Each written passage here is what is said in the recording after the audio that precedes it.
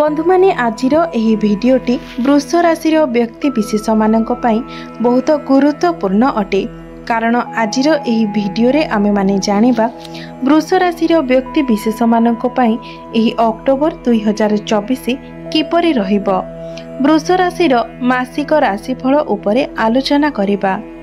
वृष राशि व्यक्ति विशेष मानकर स्वास्थ्य, शिक्षा, प्रेम, वैवाहिक जीवन, भाग्य, क्यारियर एवं व्यापार वाणिज्यर स्थिति किपरि रहिबो एही अक्टोबर 2024 रे से विषय रे विस्तार रूप में आलोचना करिबा।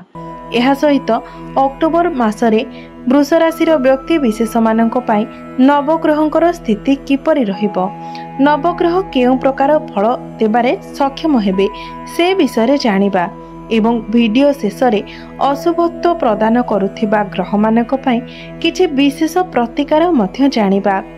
तेबे बंधु माने आसंतु आरंभ करिबा आजिर एही कार्यक्रम जहाँकि जन्म राशि एवं चंद्र राशि उपरे आधारित अटे। तेबे ता पूर्वरु जदि आपणकर वृष राशि होई थाए तेबे भिडियोटी को लाइक करी चैनल टी को सब्सक्राइब करि देबे एवं कमेंट बॉक्स रे जय श्री जगन्नाथ, जय मां लक्ष्मी निश्चय लिखिबे। तो बंधु माने सर्वप्रथमे आसंतु जानिबा अक्टोबर मासरे वृष राशि पई नवग्रहंकर स्थिति किपरि रहिबो। बंधु माने आम राशि चक्रर 12टी राशि मध्यरु द्वितीय राशि हेउछि वृष राशि एवं वृष राशिर अधिपति हेउछन्ति शुक्र एवं शुक्र आपणकर षष्ठ भावरे विराजमान अछन्ति। आपणकर प्रथम भावरे विराजमान अछन्ति गुरु, आपणकर द्वितीय भावरे विराजमान अछन्ति मंगल, आपणकर पंचम भावरे विराजमान अछन्ति बुध, सूर्य एवं केतु, आपणकर दशम स्थान रे विराजमान अछन्ति शनि एवं आपणकर एकादश भावरे विराजमान अछन्ति राहु। तेबे प्रथमे आसंतु जानि नेबा आपणकर स्वास्थ्य किपरि रहिबो एही अक्टोबर 2024 रे। तो बंधु माने कुंडलीर प्रथम भावटी होइथाय आपणकर स्वास्थ्यर भाव, आपणकर इम्यूनिटी सिस्टम रो भाव एवं आपणकर प्रथम भावर अधिपति हेउछन्ति शुक्र जे कि आपणकर षष्ठ भावरे विराजमान अछन्ति। मात्र 13 अक्टोबर को शुक्र आपणकर सप्तम भाव को चलन करिवे, केंद्र को चलन करिवे। तो बंधु माने एही मासरे शुक्रंकर स्थिति बहुत भल रहुछि कारण शुक्र तांकर निज गृह रे अवस्थान अछंती एवं बहुत भल स्थिति रे मध्य अछंती एवं 13 अक्टोबर को केंद्र को आसीबे एवं एठारे मध्य शुक्र बहुत भल स्थिति रे रहिबे। एठारे शनिकर स्थिति मध्य भल अछि एवं सूर्य मध्य बहुत भल स्थिति रे अछंती। तो एही मासरे आपणकर स्वास्थ्य बहुत भल रहिबो। स्वास्थ्य को नहीं कि एही मासरे कोनोसी भी चिंता करिवार विषय नहीं। एमिति कि पूर्वरु जदि आपणकर कोनोसी स्वास्थ्य जनित समस्या थिला तेबे एही मासरे सेथिरे सुधार आसीबो। एबे आसंतु जानिबा आपणकर शिक्षा क्षेत्र किपरि रहिबो एही अक्टोबर 2024 रे विद्यार्थी मानक पई किपरि रहिबो एही अक्टोबर मासटी। तो बंधु माने कुंडलीर पंचम भावटी होइथाय आपणकर शिक्षा क्षेत्रर भाव एवं आपणकर पंचम भावर अधिपति हेउछन्ति बुध एवं बुध आपणकर पंचम भावरे विराजमान अछन्ति एवं बुधଙ୍କ सहित सूर्य मध्य आपणकर पंचम भावरे अछन्ति एवं आपणकर पंचम भावरे बुधादित्य राजयोगर निर्माण करुछन्ति।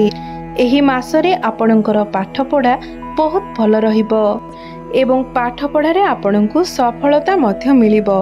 बुध आपणकर पंचम भावरे रही आपणकर बुद्धिमत्ता को बढ़ाउछन्ति। बुद्धि बल रे आपण निजर पाठ पढ़ारे बहुत अधिक उन्नति करिवे। आपणकर मन पाठ पढ़ारे लागिबो। एही मासरे जदि आपणकर किछि एग्जाम अछि तो सेथिरे आपण निश्चित भावरे सक्सेस हेबे। आपण एही मासरे कोनोसी स्थान रे उच्च शिक्षा करे पारंती।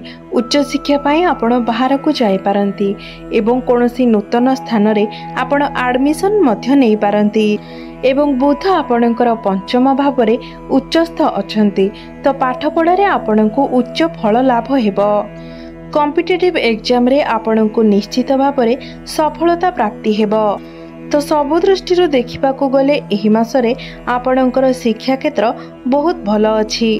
एबे आसंतु जानिबा आपणकर प्रेम जीवन किपरि रहिबो एही अक्टोबर 2024। तो बंधु माने कुंडलीर पंचम भावटी आपणकर शिक्षा क्षेत्रर भाव हेबा सहित आपणकर पंचम भावर मध्य होइथाय आपणकर प्रेम जीवनर भाव, आपणकर संतानर भाव एवं आपणकर पंचम भावर अधिपति हेउछन्ति बुध, जे कि पंचम भावरे ही विराजमान अछन्ति। बुधଙ୍କ सहित सूर्य मध्य अछन्ति एवं बुधादित्य राजयोगर निर्माण करुछन्ति। आपणकर पंचम भावरे सूर्य थिबा हेतु आपणकर पार्टनर मध्य क्रोध देखा देई पारे, जिद्दीपण देखा देई पारे एवं आपणଙ୍କୁ एहाको कंट्रोल करिवार अछि। एवं प्रेमर कारक ग्रह शुक्र आपणकर षष्ठ भावरे अछन्ति। 1-12 कनेक्शन बनु अछि, जहा फलरे आपणଙ୍କ मध्यरे तालमेल ठीक रहिबो नाही। आपण गोटे कथा कहिबे एवं आपणकर पार्टनर ताको अलगा अर्थरे बुझिबे, अर्थात आपण जेउ अर्थ नै कथाटी को कहउथिबे से तार विपरीत अर्थरे आपणक कथा को बुझिबे। आपण आपणकर प्रेम जीवन रे कन्फ्यूज होई पारंती। आपणक मध्यरे द्वंद्व बढ़ी पारे। मात्र बुध एठारे उच्चस्थ थिबा हेतु आपणक मध्यरे फीलिंग्स रहिबो, भाइब्स रहिबो। मात्र 13 अक्टोबर परे शुक्र जेतेबेले आपणकर सप्तम भाव को जिबे एवं आपणकर लग्न को देखिबे, सेतेबेले आपणकर प्रेम जीवन बहुत भल रहिबो। एमिति कि पूर्वरु आपणक मध्यरे जहाँ भी किछि समस्या थिला से सबु समस्यार समाधान होई जिवो। एबे आसंतु जानिबा आपणकर वैवाहिक जीवन किपरि रहिबो एही अक्टोबर 2024 रे। तो बंधु माने कुंडलीर सप्तम भावटी होइथाय आपणकर वैवाहिक जीवनर भाव, आपणकर जीवन साथीर भाव। आपणक सप्तम भावर अधिपति हेउछन्ति मंगल एवं मंगल आपणकर द्वितीय भावरे विराजमान अछन्ति। तो एठारे मंगलंकर स्थिति ठीक अछि एवं देवगुरु बृहस्पति आपणकर सप्तम भाव को देखुछन्ति एवं शनि मध्य आपणकर सप्तम भाव को देखुछन्ति। एठारे आपणकर वैवाहिक जीवन भल तो रहुछि, मात्र शनि दृष्टि देउथिबा हेतु आपणकर पार्टनर को भितरे टिके जिद्दीपण देखा देई पारे, आग्रेशन देखा देई पारे। से तांकर मनमानी चलाई पारंती। आपणकर कोनोसी कथा से न सुनी पारंती। मात्र आपणकर लाइफ पार्टनर क्यारियर रे ग्रोथ आसीबो, तांकर फाइनेंशियल ग्रोथ हेबो। से जदि बिजनेस करूथांती तो बिजनेस रे मध्य तांको प्रॉफिट मिलिबो। आपणकर वैवाहिक जीवन रे जेते प्रकारर कଳି झगड़ा मनांतर मतांतर हेले मध्य देवगुरु बृहस्पति आपणकर सप्तम भाव को देखुथिबारु सेते किछि बड़ समस्या हेबो नाही। तो सब दृष्टि देखिबाकू गले एही मासरे आपणकर वैवाहिक जीवन 70% भल रहुछि। एबे आसंतु जानिबा सबुठारु गुरुत्वपूर्ण विषय वस्तु आपणकर भाग्य, क्यारियर एवं व्यापार वाणिज्यर स्थिति किपरि रहिबो एही अक्टोबर 2024 रे। तो बंधु माने कुंडलीर नवम भावटी होइथाय आपणकर भाग्यर भाव एवं दशम भावटी होइथाय आपणकर क्यारियर भाव, कार्य क्षेत्रर भाव। आपणकर नवम भावर अधिपति हेउछन्ति शनि एवं शनि आपणकर दशम भावरे विराजमान अछन्ति। तो बंधु माने शनि आपणकर दशम भावरे तो अछन्ति, मात्र 14 नवेम्बर पर्यंत शनि एठारे बक्री अवस्थारे अछन्ति, जहा फଳରେ शनि आपणଙ୍କୁ नवम भावर फल मध्य प्रदान करूछन्ति। एठारे शनि देवंकर स्थिति बहुत भल अछि एवं भाग्यर कारक ग्रह देवगुरु बृहस्पति आपणकर भाग्य भाव को देखुछन्ति, तांकर नवम दृष्टि रे देखुछन्ति, जहा फଳରେ एही मासरे आपणकर भाग्य बहुत भल रहुछि। भाग्य आपणଙ୍କୁ संपूर्ण रूप रे साथ देबो। भाग्य बलरे आपण सबु कार्य गुडी को भल भाबरे संपूर्ण करि पारिबे। कम परिश्रम रे आपण बहुत अधिक सफलता प्राप्ति करिबे। एही मासरे आपण कोनोसी बड़ कार्यर आरंभ करि पारंती किंबा कोनोसी बड़ इन्वेस्टमेंट करि पारंती। भूमि, जमी जमा, जानवाहन, प्रॉपर्टी इत्यादि किनि पारंती किंबा किनिबा पई आपण मन बळाई पारंती। आपण जदि शेयर मार्केट, स्टॉक मार्केट एवं ट्रेडिंग रे कार्य करूछंती तो आपनको अचानक भाबरे लाभ प्राप्ति हेबो। चारि दिगरु आपनको लाभ ही लाभ प्राप्ति हेबो। ଏହି ମାସରେ ଆପଣଙ୍କ ଗୃହରେ କୌଣସି ଶୁଭ ମାଙ୍ଗଳିକ କାର୍ଯ୍ୟ ହୋଇପାରେ। ଆପଣଙ୍କର ମନ ଧର୍ମ ଆଡ଼କୁ ଅଗ୍ରସର ହୋଇପାରେ। ଆପଣ କୌଣସି ଧାର୍ମିକ ସ୍ଥାନକୁ ଯାତ୍ରା କରିପାରନ୍ତି। ତ ଏହି ମାସରେ ଆପଣଙ୍କର ଭାଗ୍ୟ ବହୁତ ଭଲ ଅଛି। ଏବେ ଆସନ୍ତୁ ଜାଣିବା ଆପଣଙ୍କର କ୍ୟାରିୟର କିପରି ରହିବ ଏହି ଅକ୍ଟୋବର 2024ରେ। ତ ବନ୍ଧୁମାନେ, ଆପଣଙ୍କର ଦଶମ ଭାବଟି ହୋଇଥାଏ ଆପଣଙ୍କର କ୍ୟାରିୟର ଭାବ ଏବଂ ଆପଣଙ୍କର ଦଶମ ଭାବର ଅଧିପତି ମଧ୍ୟ ଶନିଦେବ ଅଟନ୍ତି ଏବଂ ଶନି ଆପଣଙ୍କର ଦଶମ ଭାବରେ ହିଁ ବିରାଜମାନ ଅଛନ୍ତି ଏବଂ ଶନି ଏଠାରେ ବହୁତ ବଳବାନ ଅବସ୍ଥାରେ ମଧ୍ୟ ଅଛନ୍ତି। ଏହି ମାସରେ ଆପଣଙ୍କର କ୍ୟାରିୟର ବହୁତ ଭଲ ଅଛି। ପ୍ରମୋସନ ହେବାର ମଧ୍ୟ ଯୋଗ ବନୁଛି। ମାତ୍ର ଆପଣଙ୍କ ମଧ୍ୟରେ ଟିକେ ଜିଦ୍ଦିପଣ ଦେଖାଦେବ, ଆଳସ୍ୟ ଦେଖାଦେବ।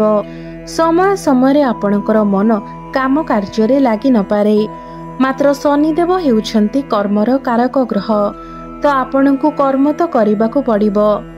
ଆପଣ ଯଦି କର୍ମ ନ କରିବେ, ପରିଶ୍ରମ ନ କରିବେ, ତ ଆପଣଙ୍କୁ ଫଳ ମଧ୍ୟ ପ୍ରାପ୍ତି ହେବ ନାହିଁ।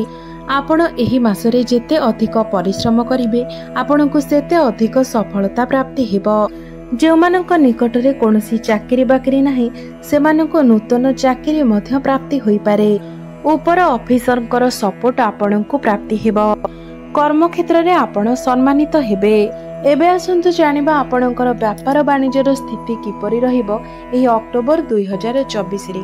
ତ ବନ୍ଧୁମାନେ, କୁଣ୍ଡଳୀର ସପ୍ତମ ଭାବଟି ହୋଇଥାଏ ଆପଣଙ୍କର ବ୍ୟାପାର ବାଣିଜ୍ୟର ଭାବ ଏବଂ ଆପଣଙ୍କର ସପ୍ତମ ଭାବର ଅଧିପତି ହେଉଛନ୍ତି ମଙ୍ଗଳ ଏବଂ ମଙ୍ଗଳ ଆପଣଙ୍କର ଦ୍ୱିତୀୟ ଭାବରେ ଅଛନ୍ତି, ଆପଣଙ୍କର ଧନ ଭାବରେ ଅଛନ୍ତି।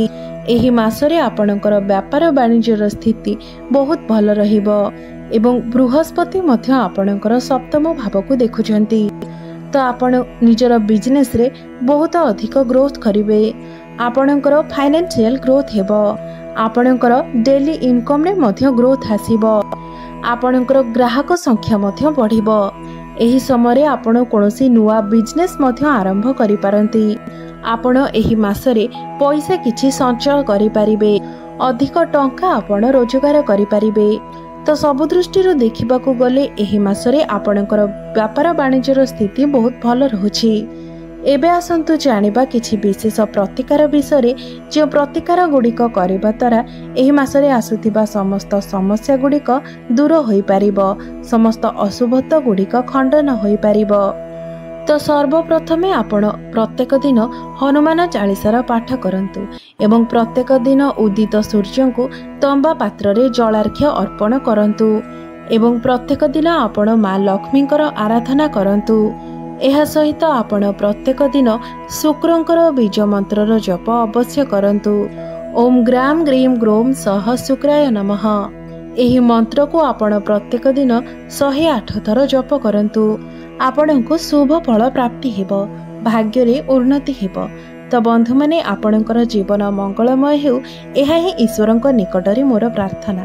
ଧନ୍ୟବାଦ।